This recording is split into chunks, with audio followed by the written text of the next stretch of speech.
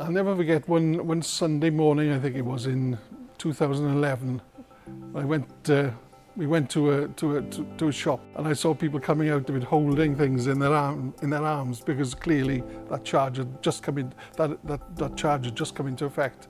And I smiled to myself. Hello, I'm Neil Evans. I'm from Carmarthen in West Wales. I've got various nicknames, Carbon Neil being one of them, Plastic Bag Neil being another.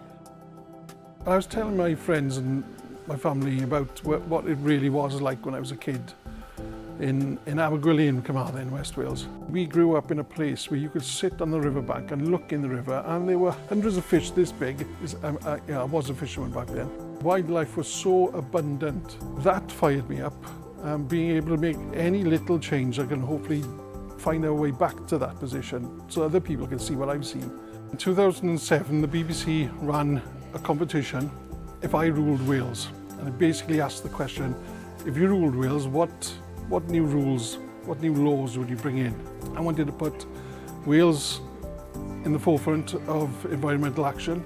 We, at that point, were quite a young democracy. The National Assembly had not long come into being. Thought long and hard about it, and the issue of plastic bags came to mind. It was an obvious symbol of incredible waste and unnecessary waste, and seemed like an easy, to me, target for action. I was shortly afterwards contacted by the National Assembly and asked to come in here and meet and speak with people. The Sustainability Committee then went away and considered the issue in greater depth. And from the 2007, when I made that suggestion, we got to 2010, where the first of the legislation was passed, introducing a levy on the sale of plastic bags in Wales. And we were the first country in Britain to do that, which I thought was absolutely fantastic.